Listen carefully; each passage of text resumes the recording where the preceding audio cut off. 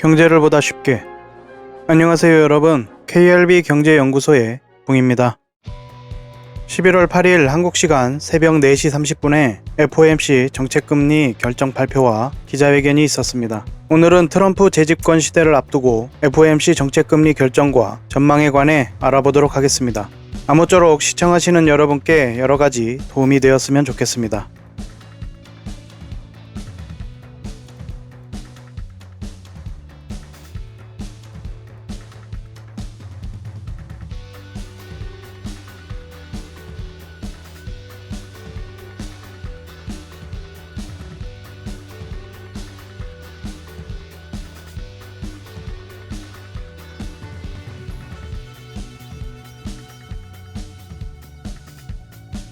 현지 시각 2024년 11월 7일 FOMC 정책금리 결정이 스몰컷으로 결정되어 25bp가 하락하였습니다. 이로써 미국의 기준금리는 4.5%에서 4.75% 밴드를 유지하게 되었습니다. 미 대선은 트럼프의 압도적인 승리로 결정되었습니다. 미국 내 경제 상황과 이민 문제, 미국 민주당의 패착 등을 전반적으로 고려하면 트럼프의 승리가 예상할 수 없었던 일이라고 할 수는 없겠습니다.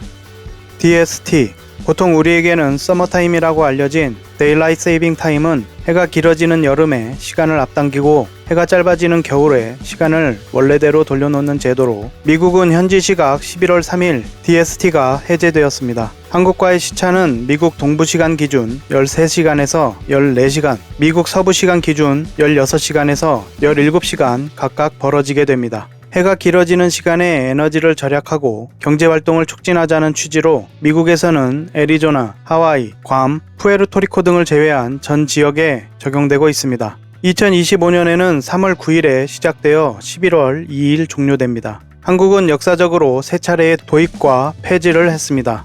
서머타임은 운영에 큰 비용이 발생하고 정작 에너지 절약 효과도 별로 없었을 뿐만 아니라 오히려 전력망 유지 비용이 증가하는 등의 부작용이 있었고 생활방식 조정으로 의료비가 증가하는 등 한국 현실과는 맞지 않는 제도라고 생각합니다. 1988년을 마지막으로 폐지되었기에 서머타임을 직접 겪어보지 않은 사람들도 많을 것 같습니다만 제가 직접 겪어본 서머타임은 생체 리듬이 교란되면서 건강 문제를 일으켰다는 것과 스트레스를 유발했다는 기억이 있습니다. 한국은 이미 자연시간보다 빠른 동경 135도 기준의 표준시를 사용하기 때문에 굳이 서머타임제를 사용할 까닭이 없다고 보고 있습니다. 미국의 일광절약 해제로 FOMC 정책금리 결정 발표 시간이 한국 시각 새벽 4시 30분으로 조정되었습니다. 여기까지 데일라이트 세이빙 타임에 관한 이야기였습니다. 지난 영상에 제 의견과는 다르게 11월 FOMC 정책금리 결정은 스몰컷으로 결정되었습니다. 정책의 방향에 관한 미 연준 위원들의 의견은 저와는 달랐습니다. 자, 그럼 FOMC 정책금리 성명서부터 보시겠습니다. 화면상 왼쪽은 지난 9월의 FOMC 성명서이고 오른쪽은 11월에 발표된 성명서입니다. 성명서 내용은 크게 두 부분이 변경된 것으로 보입니다. 성명서가 좀 어지럽게 보이지만 붉은색 네모칸은 내용이 변경된 부분이고 푸른색 네모칸은 성명서 내용이 변경되지 않은 부분을 나타낸 것입니다. 이번 성명서에서 삭제된 부분은 잿빛 칸으로 표시하였습니다. 성명서 둘째 줄 첫 시작 부분 문장이 바뀌었는데 일자리 증가세가 둔화하였다 라는 문장 대신에 노동시장에 대한 평가 문장으로 바뀌었습니다. 기존에는 일자리 자체는 늘고 있지만 그 증가세가 둔화하였다고 표현했다면 이번에는 노동시장 자체가 완화된 것으로 표현을 한 것입니다. 세 번째 줄 made further progress 중 further라는 표현이 11월 성명문에서는 삭제되었습니다. 추가적인 진전이 아닌 진전을 이루었다는 표현으로 바뀌었고 이는 발표된 인플레이션 관련 지표로도 확인할 수 있는 부분입니다. 연준 위원들은 현재의 금리 밴드가 충분히 제약적인 밴드라고 판단하고 있으나 이 정책금리 밴드 내에서 인플레이션이 정체하는 현상이 발생하고 있기에 추가적인 진전이 있다고 성명서에 기록할 수는 없었을 것입니다. 그러나 에너지와 식품을 포함한 인플레이션 지표에서는 진전이 없는 것은 또 아니기에 앞으로 나타나는 지표들을 더 보고 싶은 것은 아닌가 추정해 봅니다. 9월의 성명문에서 이제는 노동시장 지표에 더 무게를 싣게 되었기 때문에 앞으로 인플레이션 지표가 뚜렷하게 상승하거나 정체한다는 결과가 나타나야만 정책 기조가 변경될 것으로 보입니다. 성명서 자체로만 보자면 매파적으로 해석할 수 있는 여지가 있습니다. 그럼 11월 성명서 내용 중 어떤 부분이 그러한지 살펴보도록 하겠습니다. 11월 FOMC 성명서 내용을 나누어서 살펴보도록 하겠습니다. 내용의 붉은색 부분은 변경된 부분이고 푸른색은 9월 성명서에서 변경되지 않은 문장입니다. 올해 초부터 노동시장 상황은 전반적으로 완화되었고 실업률은 상승했지만 여전히 낮은 수준을 유지하고 있습니다. 기존의 성명서상의 노동시장에 대한 인식은 일자리 자체는 증가하고 있으나 그 증가세가 둔화하였다고 판단했다면 이제는 노동시장 상황 자체가 완화되었다고 표현하였으므로 일자리에 대한 증가 자체가 완화되었음을 연준 위원들이 인지하였다고 볼 수 있습니다. 여전히 역사상 낮은 실업률을 보이고 있지만 노동시장 자체가 변화하였으므로 실업률 4.1%가 예전과 같은 4.1%는 아니라고 판단해야 합니다. 인플레이션은 위원회의 2% 물가 목표를 향한 진전을 이루었지만 여전히 다소 높은 수준을 유지하고 있습니다. 앞서 말씀드렸던 것처럼 further라는 표현이 삭제되어 추가적인 진전이 있다고 판단하지는 않았기에 9월 이후 끈적한 인플레이션 상황에 대해 주목을 하는 것이라고 보아도 무리가 없을 것입니다. 다음으로 지난 9월 성명서 내용 중 인플레이션이 2%를 향해 지속해서 움직이고 있다는 강한 확신을 하게 되었으며 라는 부분이 삭제되었습니다. 위원회는 고용과 인플레이션 목표 달성에 대한 위험이 대체로 균형을 이루고 있다고 판단하였습니다. 현재 나타나는 인플레이션 관련 지표로는 미 연준이 목표로 하는 2% 물가를 향해 나아가고 있다고 판단하기에는 무리가 있다. 물가가 횡보하고 있다고 여러 번 이야기했었습니다. 이와 관련된 문구 삭제가 연준 위원들이 인플레이션 관련 지표에 대해 주목하고 있다고 볼 수는 있지만 그것이 금리 인하를 지지하는 판단을 바꿀 만큼 영향을 주는지는 알 수 없습니다. 이는 앞으로 발표될 추가적인 데이터를 바탕으로 판단해 보아야 할 것입니다. 적어도 지금까지와 같이 인플레이션이 앞으로도 계속해서 낮아질 것이라는 확신이 성명서상에서 삭제되었으므로 앞으로 금리 결정이 시장 참여자가 원하는 방향이 아닐 가능성도 열리게 되었다고 판단해야 할 것입니다. 지금까지의 데이터로 위원회가 판단한 성명서의 붉은색 배경의 내용은 이번에 연방기금금리 목표 범위를 이렇게 정했다는 내용입니다. 위원회는 미 연준의 두 가지 목표, 물가의 안정과 완전한 고용이겠죠. 이 목표를 지원하기 위해 연방기금금리 목표 범위를 4.5%에서 4.75%로 25bp 낮추기로 했습니다. 연방 기금금리 목표 범위에 대한 추가 조정을 고려할 때 위원회는 입수되는 데이터, 변화하는 전망, 위험의 균형을 신중하게 평가할 것입니다. 위원회는 재무부 증권, 미국의 국채입니다. 기관 부채와 기관 모기지담보 증권의 보유를 계속해서 줄여나갈 것입니다. 위원회는 최대 고용을 지원하고 인플레이션 목표치인 2%로 되돌리기 위해 강력하게 노력하고 있습니다. 연준 위원들이 추가적인 진전과 인플레이션이 지속해서 낮아질 것이라는 확신 부분을 삭제한 것은 잠시 뒤에 CPI와 PCE 지표를 보면서 다시 이야기하도록 하겠습니다. 지난 9월의 성명서에서 50bp 금리 인하를 반대한 연준 위원이 있었는데요. 미셸 보우먼 이사였습니다. 이번에는 만장일치로 25bp 금리 인하를 결정하였고 통화정책 조치에 투표한 위원은 다음과 같습니다. 제롬 파월 연준 의장, 존 윌리엄스 부의장, 토마스 바킨, 마이클 바, 라파엘 보스틱, 미셸 보우먼, 리사 쿡, 메리 데일리, 베스 헤맥, 필립 제퍼슨, 아드리아나 쿠글러, 크리스토퍼 월러. 이번에 결정된 금리 밴드가 충분히 제약적이어서 앞으로 6주간 나타나는 데이터에서 추가적인 진전, 즉 인플레이션이 낮아지고 신규 일자리 및 실업률이 상승하지 않는 상황이 나타난다면 12월에 추가적인 금리 인하가 가능하게 될 것입니다. 다음은 파월 의장의 기자회견 내용 요약입니다. 파업과 허리케인에 영향이 없었다면 급여 및 일자리 증가 수치가 더 높게 나왔을 것이다. 광범위한 지표들은 노동시장 조건이 팬데믹 직전에 비해 덜 타이트함을 시사한다. 노동시장은 더 이상 중대한 인플레 압력의 원인이 아니다. 미 대선 선거 결과가 향후 통화정책에 미치는 영향에 대한 질문에 단기적으로는 선거 결과가 정책에 어떠한 영향도 미치지 않을 것이라고 답변하였습니다. 연준은 추측하지 않고 짐작하지 않는다. 어떤 행정부의 정책이라도 장기적으로는 경제에 영향을 미칠 것이기에 연준의 양대 책무에 영향이 있을 수 있으며 수많은 다른 요소들과 함께 반영할 것이다 라고 답변합니다.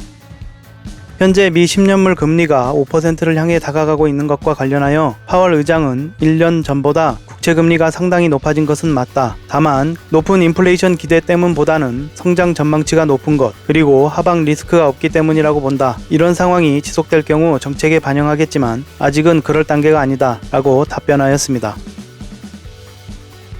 12월에 추가 금리 인하 전망에 대한 질문에는 11월 회의 전까지 나오는 6주분의 데이터를 지켜보겠다. 다만 금리 인하 가능성을 배제하진 않는다 라고 답변하였습니다. 성명문 수정에 대해서는 두 가지 수정 모두 추가 신호를 보내기 위한 것은 아니었다. 인플레이션에 대한 추가 확신 문구를 삭제한 것은 첫 번째 금리 인하를 위한 시험이었고 그 시험이 충족됐다 라고 답변하였습니다.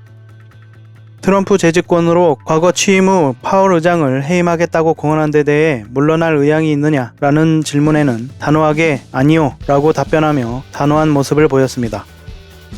이상 파월 연준 의장의 기자회견 내용을 요약해드렸습니다.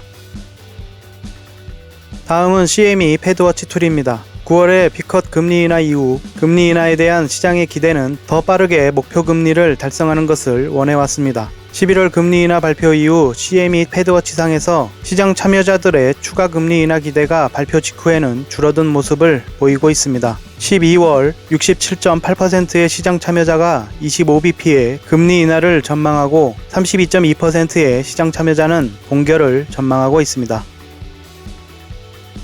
성명서상에서 표현 단어의 삭제와 문구 삭제가 된 것은 지금까지 발표된 코어 CPI와 코어 PCE만 보아도 납득할 수 있습니다. 지난 1년간 코어 CPI의 변화를 보면 전체적으로는 완만한 감소를 나타내지만 단기적으로 8월, 9월에 걸쳐 횡보하다가 10월에는 3.3%로 오히려 상승했고 지난 1년간 코어 PCE 변화를 보면 마찬가지로 전체적으로는 완만한 감소를 나타내지만 3월부터 횡보, 5월에 낮아졌으나 횡보하다가 8월에 다시 상승, 9월까지 2.7%로 횡보하는 모습을 보이고 있습니다. 지난 9월 비컷 이후 미 연준의 물가 목표치 2%를 향한 추가 진전이 있었다고 보기 어렵고 이와 같은 지표의 흐름은 앞으로 인플레이션이 계속해서 완화된다는 강력한 확신을 하기에도 무리가 있는 것입니다.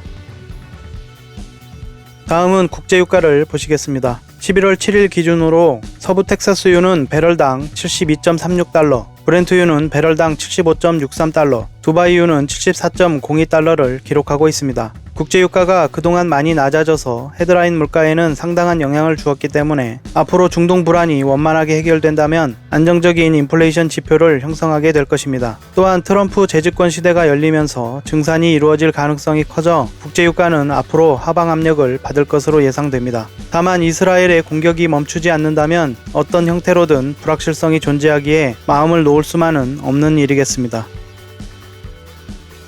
트럼프 재집권 시대가 시작되면 사회, 경제적으로 많은 변화를 가져올 것입니다. 그동안 미국 민주당 정부가 해온 삽질에 대한 당연한 결과가 트럼프의 재집권입니다. 모두가 트럼프가 대통령이 되어서는 안 된다고 하면서 해리스가 대통령이 되어야만 하는 까닭에 대해서는 명확하게 알고 있는 사람이 없었죠. 미국 시민들이 바라고 원하는 삶에 관한 돌파구가 없었다는 이야기입니다. 이 영상은 정치에 관한 이야기를 하는 영상은 아니므로 이 정도만 이야기하도록 하겠습니다. 화면상 양쪽에 높게 솟은 봉우리가 보이는데요. 정책 금리를 결정한 시점이고 그 이후 화살표 방향으로 변화가 흐름을 나타내고 있습니다. 이 영상을 제작하고 있는 시점 미 국채 10년물 수익률은 4.339%를 기록 중이고 달러 인덱스는 104.45를 기록하고 있습니다. 지난 대선과 달리 미 정책금리는 인하 사이클에 진입하였고 시장금리가 높고 재정 적자와 정부 부채가 역대 최고 수준을 기록하고 있습니다. 트럼프의 정책은 감세와 규제 완화를 통한 성장에 중점을 두고 있습니다. 트럼프 재집권 시대에 트럼프 정부는 관세 폭탄으로 재정 적자를 충당하려는 계획을 세우고 있으나 중국의 무역 경로 다변화로 재정 수입 증가 효과는 기대하는 것만큼 크지는 않을 것으로 보입니다. 또한 관세는 수입 물가를 상승시켜서 물가 상승을 유발할 것이라는 예상이 많지만 관세율을 올리는 것의 영향은 인플레에 대한 영향도 주겠지만 디플레에 대한 영향을 더 많이 주게 됩니다. 쉽게 말해서 수입품을 비싸게 소비하는 것보다 수입품을 막고 그것을 대체하는 대체품이 생겨나고 비싸진 물품에 대한 소비가 줄어드는 것이라고 할 수 있겠습니다. 또한 상호주의에 입각한 보복 관세로 인한 보호무역이 전 세계로 확산하게 될 것입니다. 미 국채금리는 트럼프가 재집권하게 되면서 재정 악화 우려가 재부상하게 되고 과거보다 단기 급등에 더 취약해질 소지가 있습니다. 2024년에 미 국채 10년물 평균 수익률은 4.24%였고 부채 잔액이 35조 달러로 사상 최고, 24년 7월 말까지 미 재정 적자는 1.5조 달러를 기록하고 있습니다. 미 공화당은 트럼프 행정부가 추진하는 감세안이 재정 적자를 상승시키지만 매년 경제 성장으로 세수 증가로 이어질 것을 기대하고 있으나 그것이 충족될지는 시간이 지나야 알 수 있겠습니다. 그러나 법인세율 감세로 경제가 활성화되지 않는다는 것은 이미 유럽 각국에 의해 증명된 것이나 다름없습니다. 단기적 달러 강세의 기조 흐름이 이어질 것으로 전망되는 가운데 트럼프 행정부의 기조는 자국 내 제조업 부활을 위해 수출을 늘리겠다는 정책인데요. 그러기 위해서는 반드시 약달러 기조가 되어야 합니다. 약달러 정책의 기조를 지켜갈지 혹은 다른 노선으로 갈아탈지는 현재로서는 알 수 없으니 트럼프 행정부가 출범하고 정책 기조를 살펴보아야겠습니다.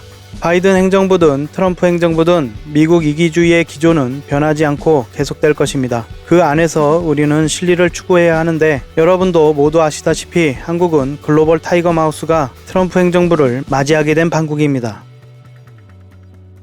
다음은 미국 노동통계국이 제공하는 구인율 대 실업률 분포를 보여주는 베버리지 곡선입니다. 베버리지 곡선 이론은 쉽게 말해서 구인율이 하락하면 실업률이 상승하는 구조를 설명하는 이론입니다. 기업들이 구인을 하지 않는다면 당연히 실업률은 올라갈 것입니다. 구인율을 V라고 하고 실업률을 U라고 하면 붉은색 점선은 구인율과 실업률이 같아지는 가상의 선을 표현한 것입니다. 2024년 9월 구인율은 4.5%이고 실업률은 4.1%로 가상의 선 위에 위치하고 있습니다. 파란색 동그라미 부분이죠. 현재까지는 실업률이 많이 증가하지 않으면서 구인율이 감소하고 있어서 노동시장의 연착륙을 기대하고 있는 것입니다. 그러나 붉은색 네모칸의 회색 점처럼 구인율 감소가 일어나면서 임금이 정체하게 되면 실업률은 상승하는 구간에 들어서게 됩니다. 쉽게 말하면 금리를 낮추게 되면 고용은 좋아지겠지만 물가가 상승하게 되고 금리를 올리게 되면 물가는 잡을 수 있겠지만 노동시장이 나빠지는 결과를 가져오게 되는 구간입니다. 미 연준의 통화정책이 매우 어려워지는 상황이 될 것입니다.